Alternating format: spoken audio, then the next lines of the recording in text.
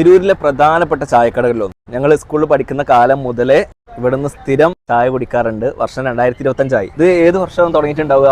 13-14 നമ്മളൊരു +1 പഠിക്കുമ്പോൾ അല്ല +2 പഠിക്കും. സ്ഥിരം ഇവിടെ വന്നിട്ട് അന്ന് 7 രൂപ. അന്ന് എത്ര ചായ എത്ര കടി കഴിച്ചു എന്നുള്ളതൊന്നും എണ്ണം പിടിക്കല്ല. അല്ല പൈസ കൊടുക്കണേന് എണ്ണുണ്ടോ? അന്ന് ഉണ്ട് തിരൂര് കട ഉണ്ട് പ്ലസ് ടു കഴിഞ്ഞിട്ട്. അപ്പൊ ആ സമയത്തൊക്കെ സ്ഥിരം വൈകുന്നേരം ഇങ്ങോട്ട് ചായ കുടിക്കാൻ ഇറങ്ങും. അന്നത്തെ മെയിൻ പ്രശ്നം വെച്ചാല് നമ്മളടുത്ത് 5 ആളുണ്ടെങ്കിലും നമ്മളടുത്ത് 30-40 റുപ്യ ഉണ്ടാവും. ബഡ്ജറ്റ് ഫ്രണ്ട്ലി ആയിട്ടുള്ള ഒരു ചായക്കട. 40 റുപ്യ 50 റുപ്യക്ക് എല്ലാവർക്കും 3 ദിവസം കടി ഒരു ചായ കൊണ്ട് കുടിക്കാൻ പറ്റിയ കട. അത് കണക്ക് തീരെ ശരിയാവില്ലല്ലോ. അങ്ങനെ നമുക്ക് പറയാം.